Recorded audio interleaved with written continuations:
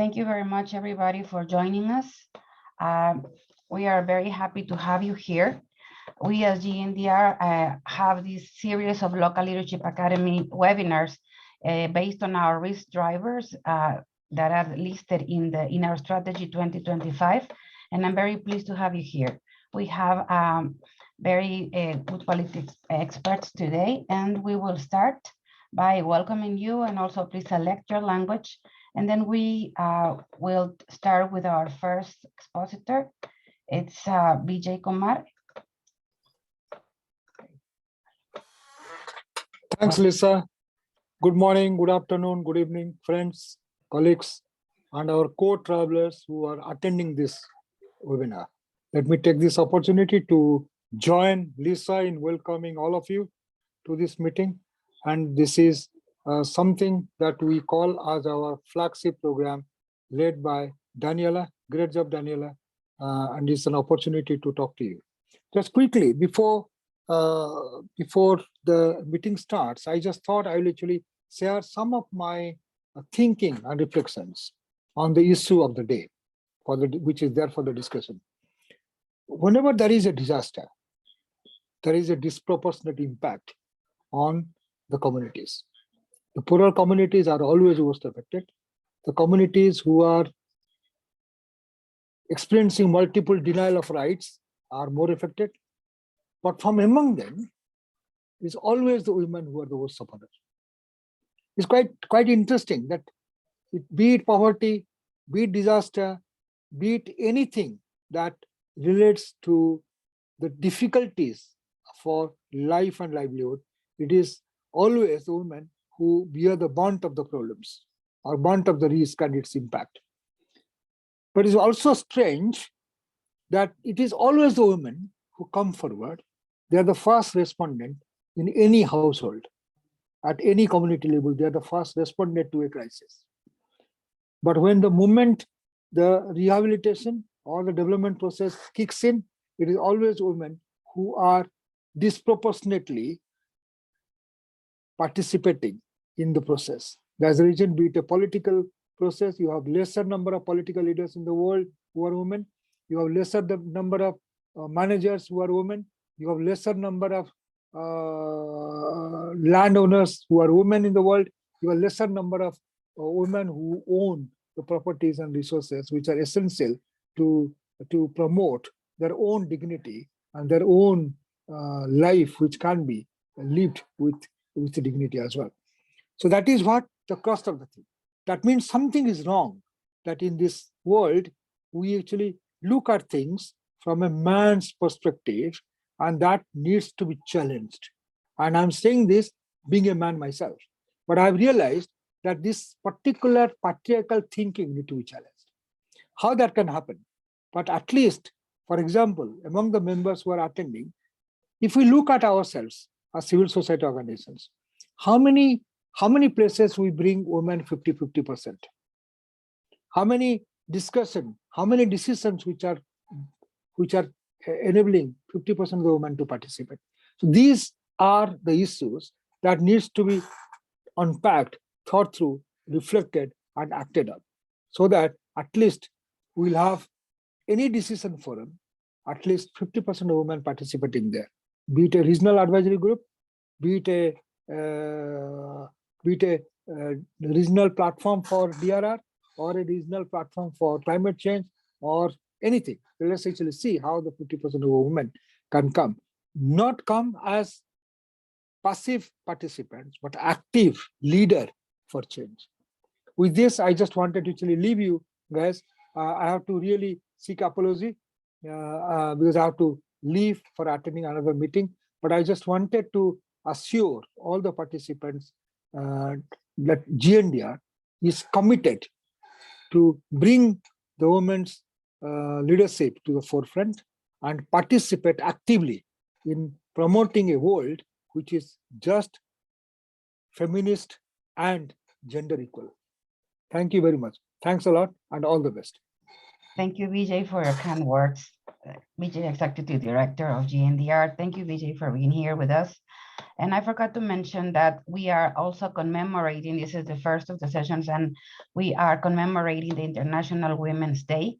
This year, there is a campaign called Break the Bias with the symbol like this. So I think it's important with that in mind, how can we are working through breaking the bias by bringing the voices of civil society to different spaces, including our next speaker. I will introduce to you Becky. Becky holds a master's degree in international development, disaster and adaptation from King's College, London University, has recently joined GNDR as policy lead and has spent over 10 years working as a resilient and disaster risk reduction technical advisor for humanitarian teams, including ActionAid, Christian Aid, and CAFOD. Here, Becky has spent significant time working in humanitarian contexts across Africa, Asia, Central America, and Middle East, a specific focus in the linkage between tackling gender inequality and building resilience. Becky has also spent time working for King's College London Centre for Research on integrating risk and resilience, specializing in research and resilience in local leadership and humanitarian development. Peace and Nexus. Becky is currently co-focal point overseeing the UNDRR stakeholder engagement mechanisms. So we welcome Becky. Thank you for joining us, and the platform is yours. Brilliant. Thank you very much, Lisa. Hopefully you can see my PowerPoint on the screen. Please let me know if you can't. Yes, we can. Fabulous. So hi everyone, as Lisa mentioned, I'm Becky Murphy and I am GNDR's policy lead.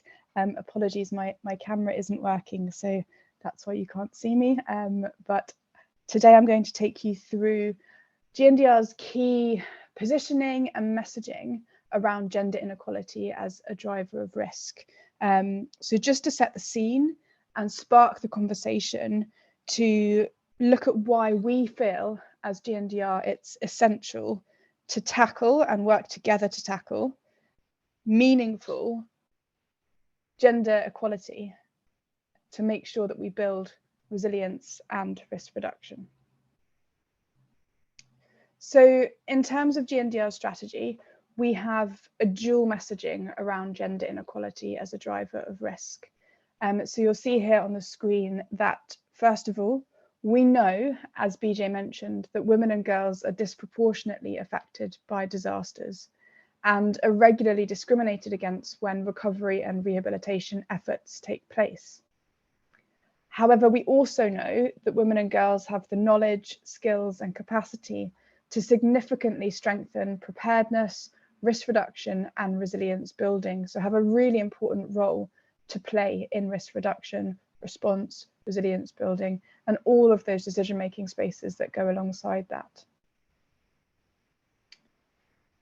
A little bit of background and analysis that GNDR has been working on.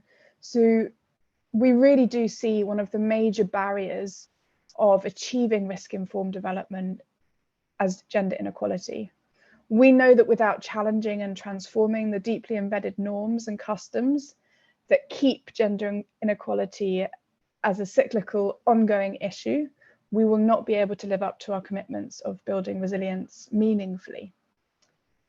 Working together effectively requires us to recognize the power and the influence of women's leadership and understand why that's not there and work to break those barriers down. Unless development is systematically gender transformative, we know that we're going to see disasters placing women into cycles of poverty, going deeper and deeper into poverty and vulnerability.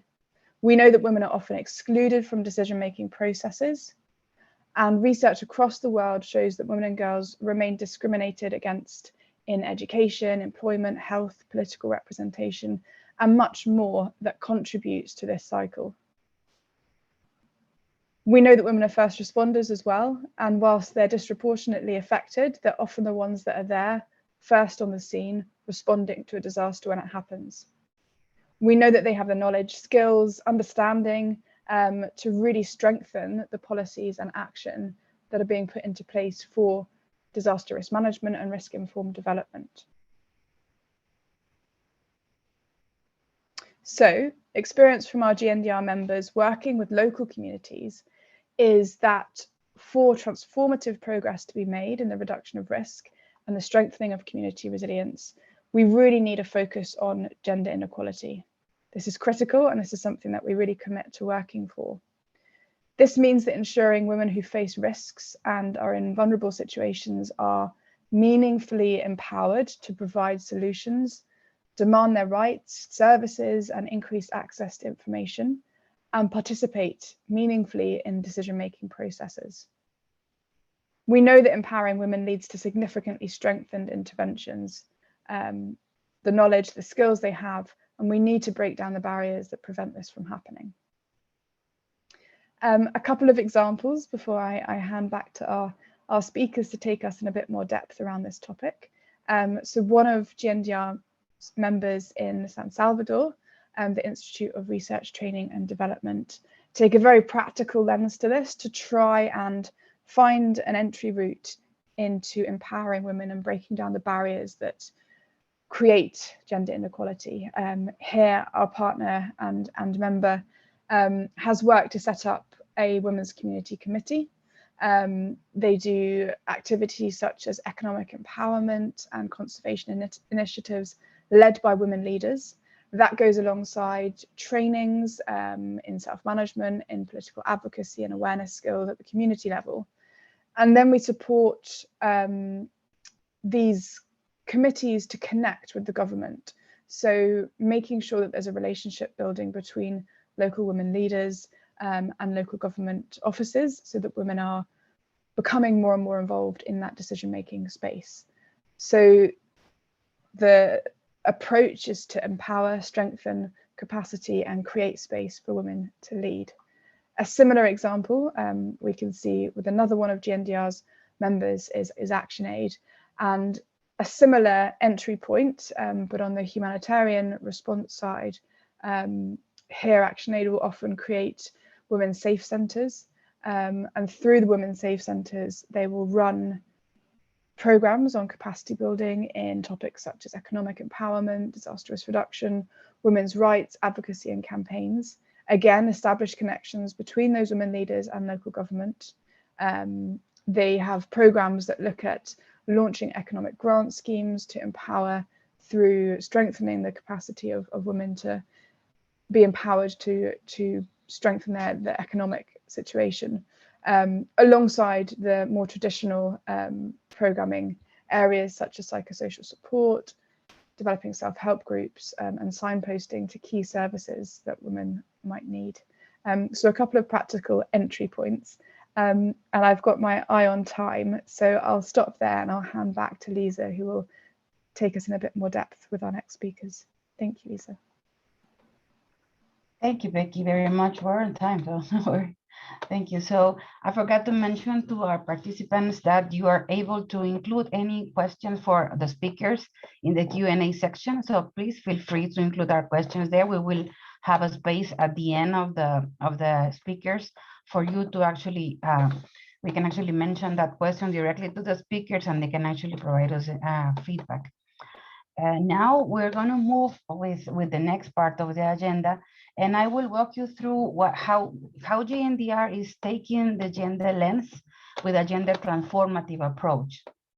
So I will start.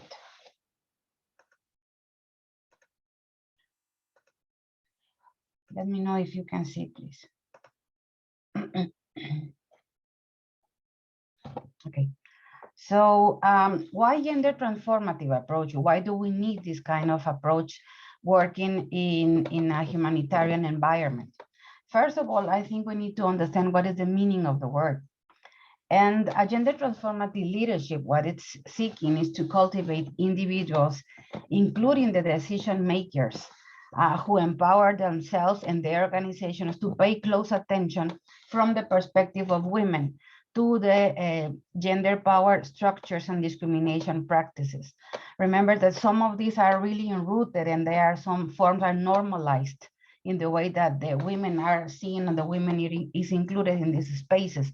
Becky was guiding us and giving us some example from some of our members that actually find a way to break that paradigm and being able to move these structures to the benefit of the women, because they were able to seat women in the decision-making processes. So part of the gender transformative approach is precisely this, being able to advance on gender equity within the organizations as well as the communities, and of course in the families where they live. This is originally a concept from UN Women. But why do we need to use the gender transformative lens when we're talking about an humanitarian environment and disaster risk reduction? Because it challenged the audience to identify and respond to the unique consideration of women in leadership. Sometimes women are have it in specific roles, to be a mother, to be a sister, to be a specific roles based on what society dictates. But with the gender transformative approach, not only women, but also men and everybody that is surrounded the environment of women in different circles is able to understand from the perspective of the women. Rather than expecting women to lean into professionals and organizations to have largely excluded from the leadership and senior roles, gender transformative is addressing discriminatory practices, bias, and inequalities of the system. I was mentioning at the beginning of the session that this year, the International Women's Day is celebrating the Break the Bias campaign. It's an exercise like this. And the purpose of this is to identify in those different spaces where you can see and identify bias because based on gender, and how can we learn to address it. So, and that means in a system with both formal means policies and public environments, and informal. It doesn't mean that it's not important. Informal means family, means community. So women can actually be included in regular basis as part of this decision. In this way, gender transformative leadership can be used by and benefit for decision makers, institutions, and especially what we're looking in GNDR is trying to get to the voices of women and the communities most at risk. Who can benefit from this approach? Anyone working. Now, of course, we're narrowing down specifically to disaster risk reduction, but this approach is widely used for different contexts, definitely. Unlike traditional leadership development programs, which tends to focus specifically on building individuals, this is more focused on the system to try to address how the system is built and try to identify those barriers and achieve gender inequality, not only in health sectors, but in any other sector. How GNDR uses the gender transformative approach to address gender inequality. Building the capacities of women and members with a participatory methodology and a specific toolkit. Now we are in the process of the Women's Leadership Program. Actually, the first session happened yesterday. This first cohort is specifically for our members of GNDR, but the toolkit that we are using is originally from HPEGO, focused specifically in women's and working in health environments. But what we did is we adapted to disaster risk reduction, and the idea is to form these women as mentors so they can actually train other women in their communities. The important part of this toolkit is that we are developing and adapting to the virtual environment. Now that we are the COVID situation, we cannot get together as often as we need it, but also has the option to have a face-to-face trainings. This approach does not entail a trainer passivity and just having a conversation with other learners, but rather than the participants are actively engaged with the facilitator, or in this case with the women mentors. And the idea will be, how do we train them based on their own experiences? Participants are recognized as experienced, curious, and contributing. And the typical session can include not only on a regular basis, but you can actually have debrief, role plays, and practical jobs. This toolkit is something that GNDR is doing and developing, and within the Women's Mentorship Program for Local Leadership for Global Impact, the idea is actually to provide this in virtual sessions. This tool is formed by 6 different modules. In between modules, we have evaluations, and the idea will be, how can we proactively apply the gender lens to challenge the different stages of women and leaders working in disaster risk reduction. This is used to participate in their field of work, but at this point, what we are doing is trying and making our effort to becoming them using their own experiences so they can actually share experiences among other women all over the world. We have the aim to train as mentors 60 women, 20 from each of the regions. But the toolkit is going to be available in our website for other women to use. The toolkit is a supportive and uses a participatory methodology and an environment. And the idea is to promote a wider sharing of experience, encourage community and practice so women can actually feel together even if they're sitting in Kenya or they're sitting in San Salvador. The idea will be that they can actually learn from each other and share experiences, especially working with women in disaster risk reduction and developing a culture of exchanging and sharing lessons learned. The idea is to identify new experts in gender inequality and other risk drivers based on the Gndr strategy, and how do we actually work with them and train them as mentors. So this is something that is happening currently. We started yesterday, and I want to leave you with this slide with the idea of this is how we are going to be working with the mentorship program. We have women from different cultures, from different origins, from different contexts. And the idea of a toolkit is this can be applied to any women working in disaster risk reduction, with that focus in particular with practical exercise.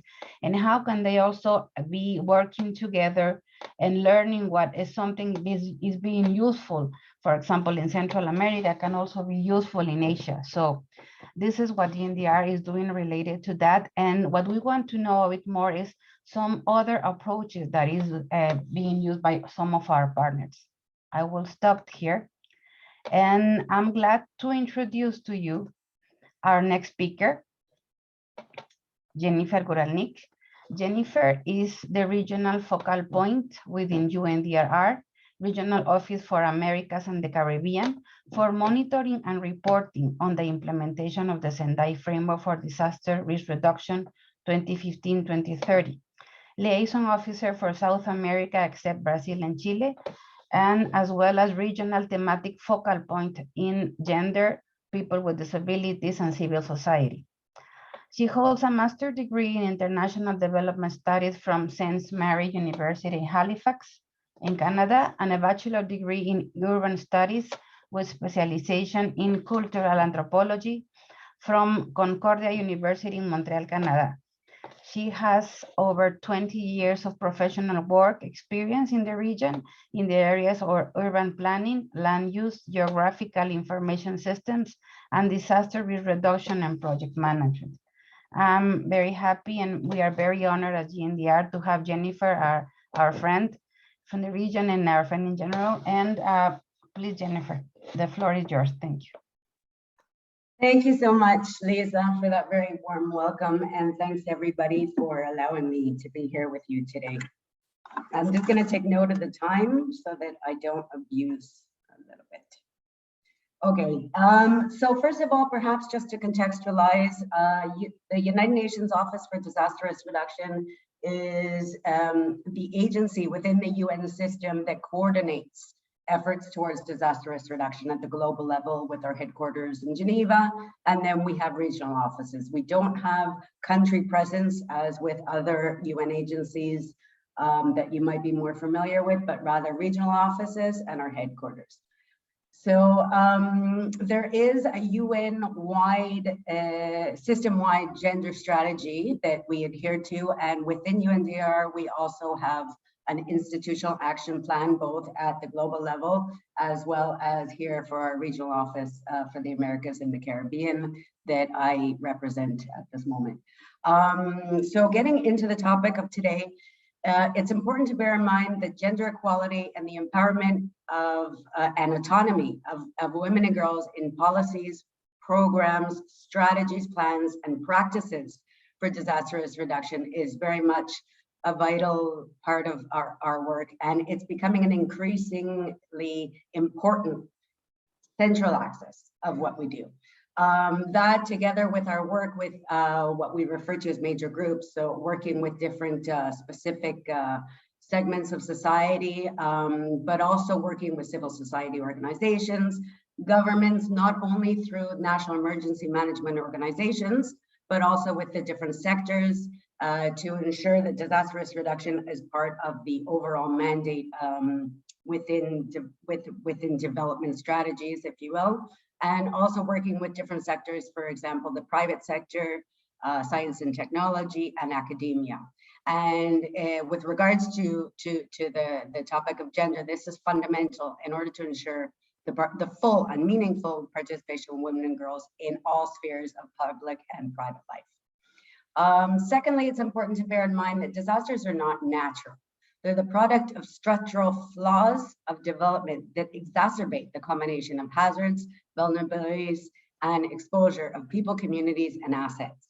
So just as disasters are socially constructed, they can also be deconstructed by getting to the heart of the matter and looking at the underlying factors of risk, whereby gender inequality is a compounding factor that can lead to new risk, it can compound our existing risk, and it can limit our resilience to dealing with risk.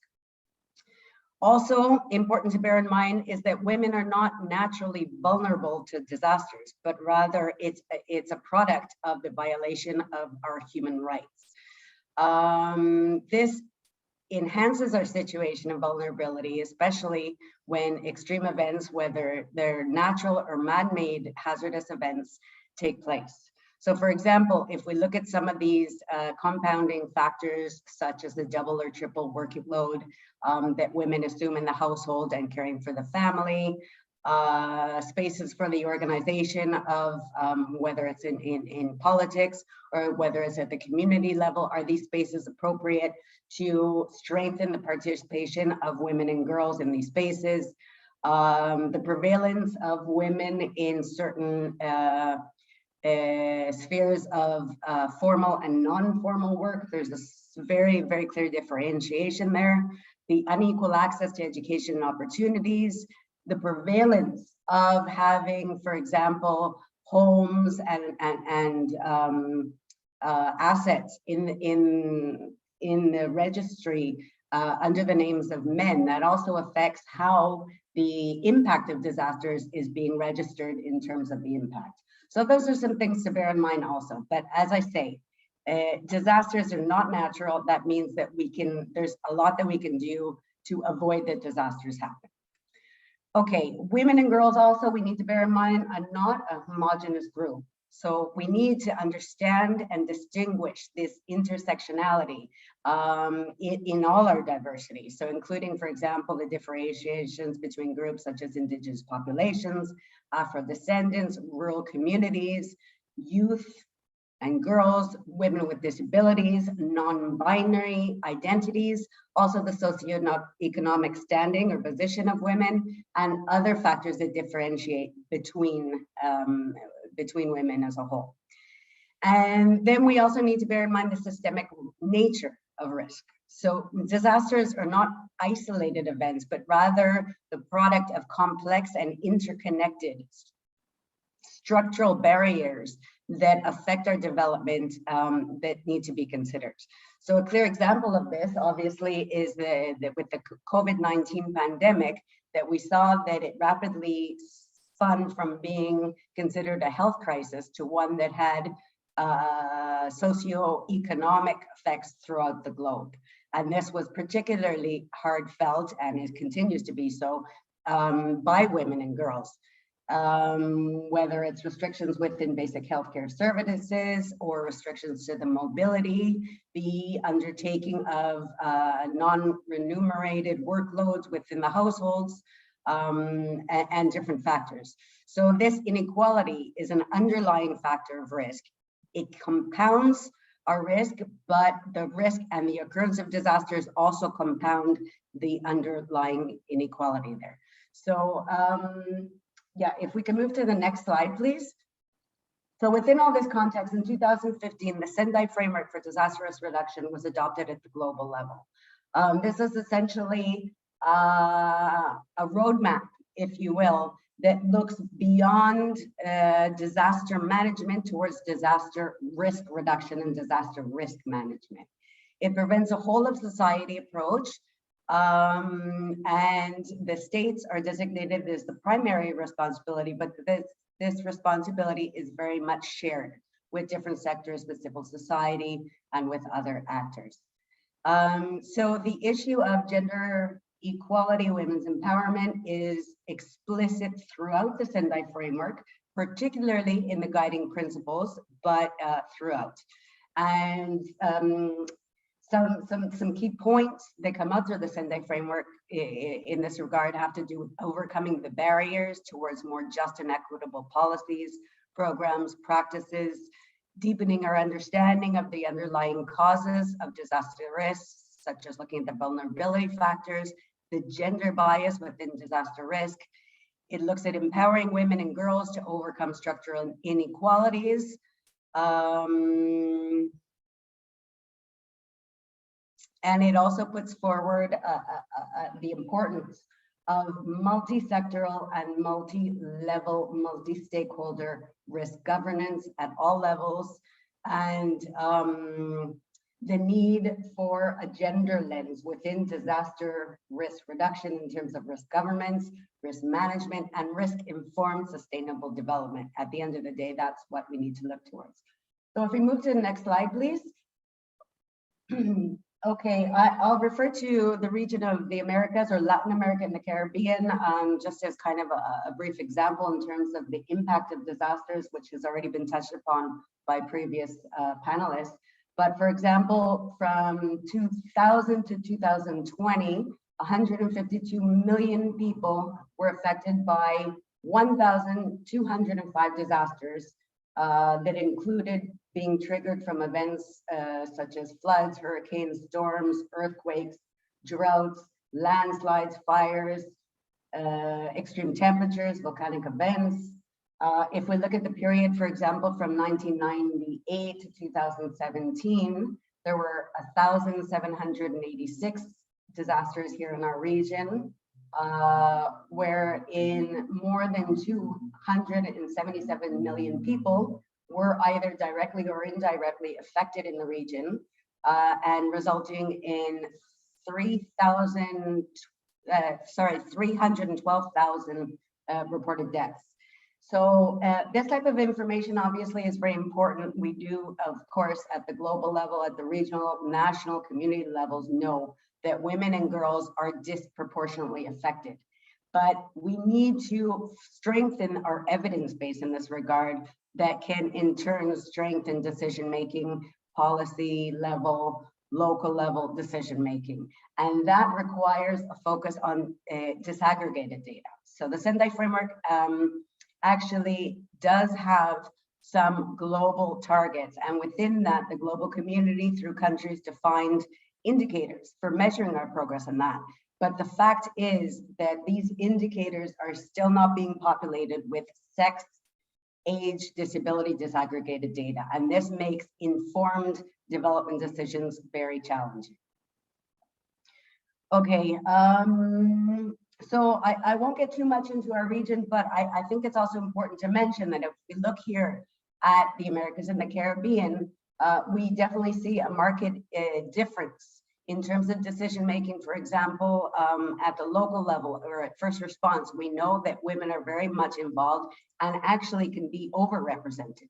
But if we look at the structural divisions of that, for example, national focal points for the countries of our region, here we only have 20% that are represented by women.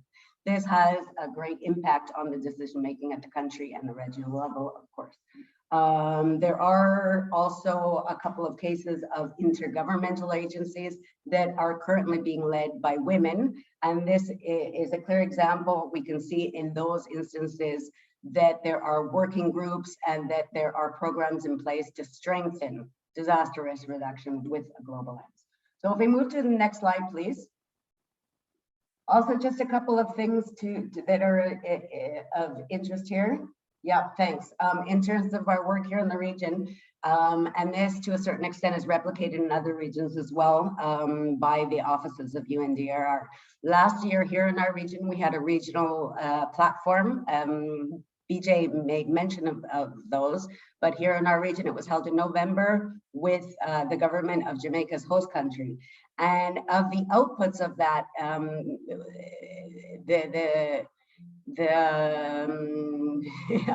I can't think of the word right now, but the outcome document of the platform itself is very much aligned to gender-aware language. There's the regional action plan for Sendai implementation here in the region that was updated and also takes into consideration the importance of a gender lens in disaster risk reduction here in our region. There's a ministerial declaration that also had inputs from youth.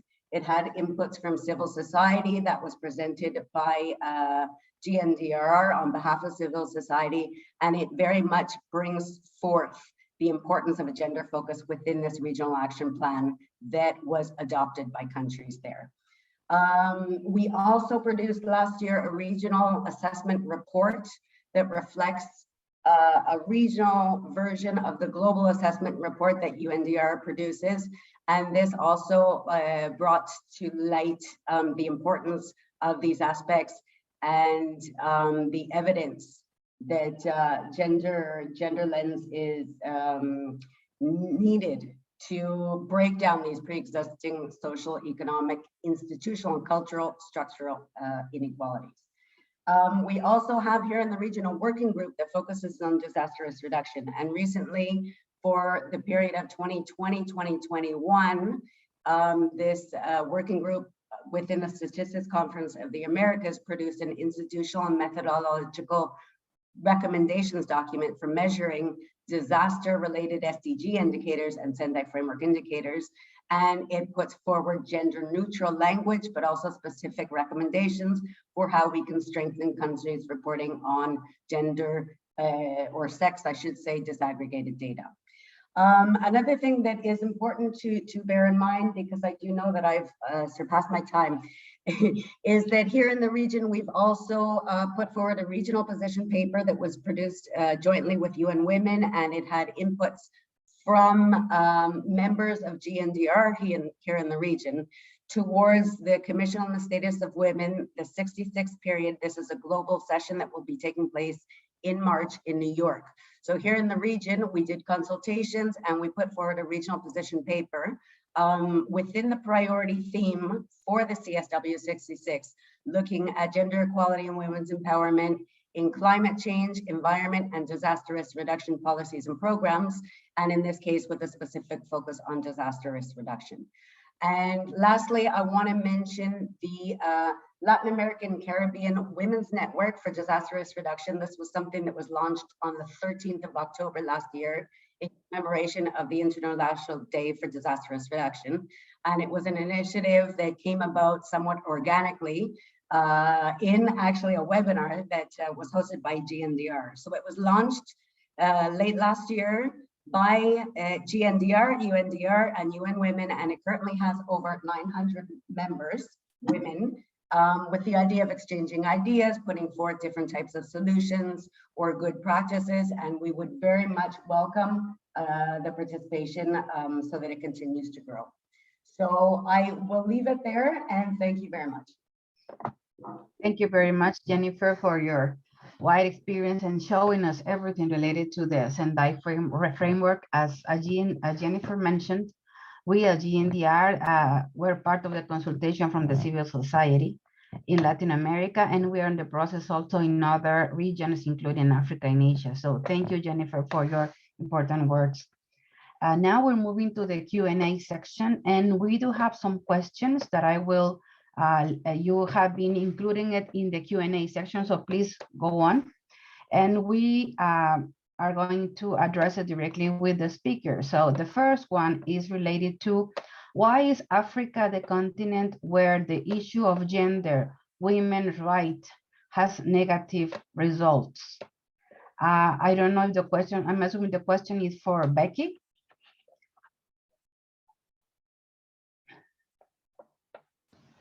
I'm not sure that was part of my presentation. Do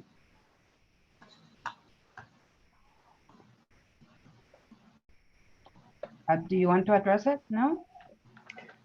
So why is Africa the continent where the issue of gender, women's rights has negative results? Yes.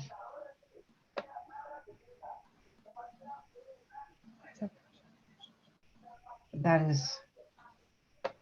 I'd need a bit more context to that. I think we see, from our perspective at the global level, we see gender inequality as an issue across all the regions, and each, have very kind of similar dynamics, obviously very different contexts, but similar barriers and challenges.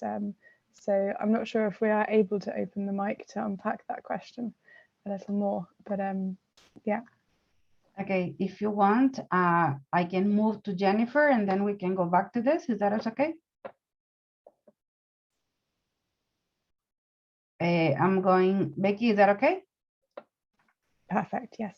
Okay, Jennifer, I have two questions. Bueno, I think more than two, but I will start with the first two. It's what is the level of collaboration of programs like Sembai with civil society organizations around the world? So it's talking about the level of collaboration between the Sembai framework, I think, and a civil society. Please, Jennifer, go ahead. Okay, thanks very much for that question. Definitely an important part of the Sembai framework. I mentioned that the Sembai framework in itself puts forward an all of society approach. This was a global document that was adopted by member states, and it very much embraces this all of society approach, with member states being the primary responsible actor, but that responsibility is shared. So without actually the detail of how and what, again, within the Sembai framework, perhaps just to kind of focus on how this is being played out. There is a space, and there's a website developed to this also with voluntary commitments.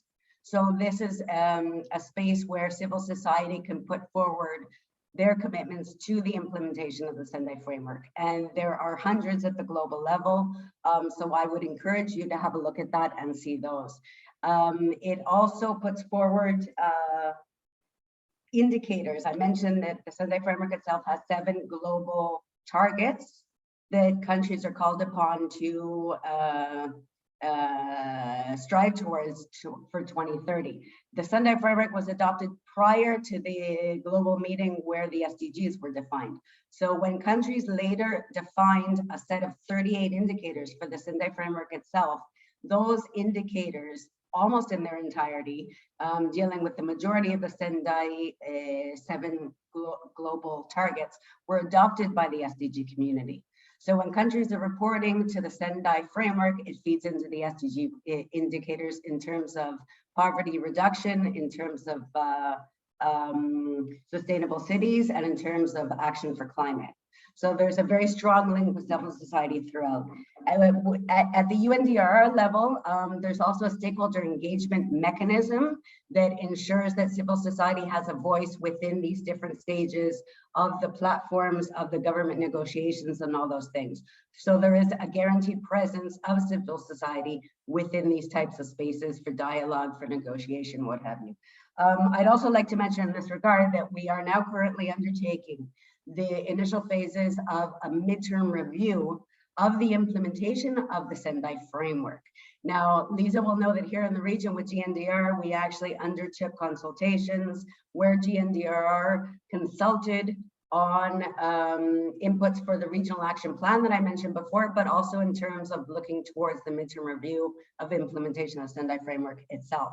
So on the one hand, there are consultations going on with member states, but at the global level, because I understand this question didn't necessarily come from our region, there are actually also consultations that are going to be taking place with stakeholders, partly through the global platform for disastrous reduction that's going to be held in May of this year in Bali in Indonesia, but also online. There's a website devoted to the Sembai framework implementation midterm review.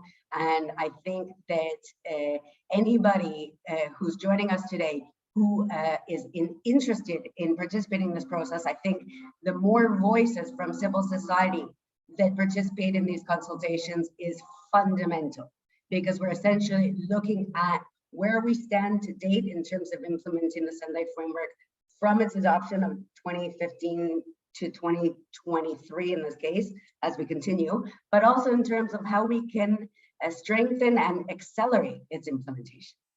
So if you look at this idea of all of society focus, of the importance of civil society, your voices are essential in order to strengthening how this can be implemented. So I'll leave it there without going on too long. Thanks.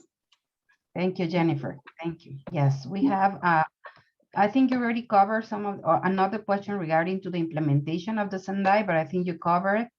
And the last question for you is, you're talking about how to be part of the women's network of in Latin America working in disaster reduction. So please go ahead.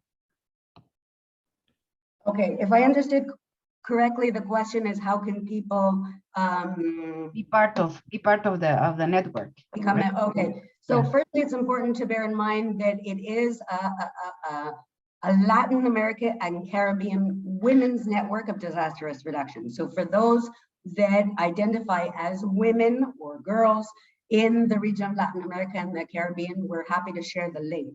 But I think it's also important to mention that there's a similar initiative at the global level that I can also, can I include in the chat? Will that be visible to everybody? The links, or if not, maybe I can share, them and that can be. Yeah, it will be visible for everybody. Yeah. Okay.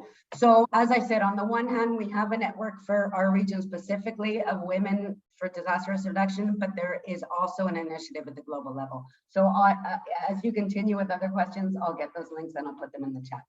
Thanks, Lisa. Okay. Thank you, Jennifer. So I think we're getting shorter in time, but I will go to the last question, maybe for Becky. Let me see. Becky, this is, maybe you can address it. Can we have, no, it's not this, sorry.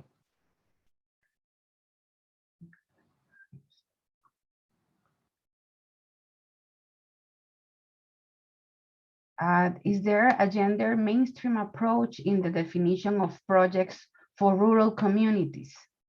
Is there a gender mainstreaming approach in the definition of projects for rural communities? It means specifically. I don't know if you want to have it, Becky, or I can complement your response. Thanks, Liza. I can start, and then you can Sure. kind of take it forward.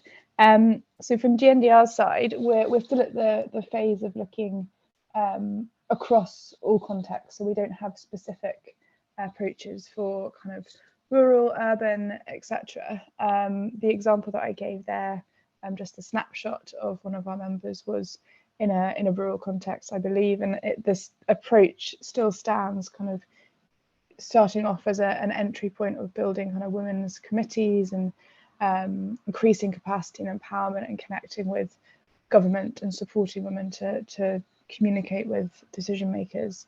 But that's not a different approach for the rural side as opposed to urban or different contexts. It just might be done in a slightly different way to build that kind of empowerment and togetherness with women's groups. But Lisa, over to you from the Central America experience. You might have some from the mentorship scheme. Yeah, thank you, Becky. To complement that, I think in general, some of the specific projects based on the requirements of the donor, we designed the proposals to have a specific mainstream focus in women empowerment. It's not only counting men and women. That's not a gender approach. It's more, and also having the response for the second question regarding to if we have indicators for the gender transformative approach. Yes, we have a gender mainstream working specifically in communities independently, if it's rural or urban or semi-urban, like Becky was mentioning.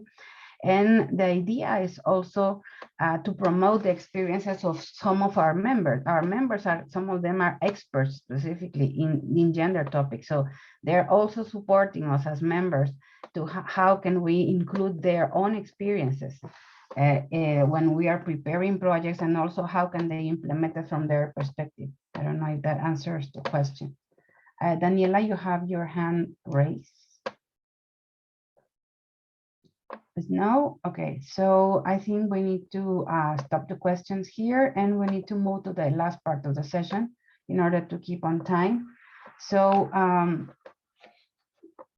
here to our panelists, and remember that we are commemorating in the International Women's Day, we are commemorating the achievements of women and raising awareness of gender equality. I think the most important part of this session is to let you know what we are doing as GNDR, what we are doing also with one of our partner members in UNDRR. And we are also trying to be part of the commemoration of Break the Bias celebration of the International Women's Day, and look at how can we live in gender equal world. And in GNDR, we are committed to address in disaster reduction by building gender transformative approaches and strengthen the capacity of our members. So here, Jennifer has given us all the links for the Global Women's International Network. That's a global initiative, and also for the specific initiative in Latin America. So if you don't have any other question, we are very pleased to have you here.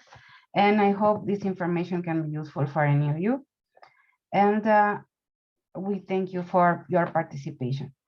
Thank you, Jennifer. Thank you also, Becky. And thank you all for being here with us. Bye-bye.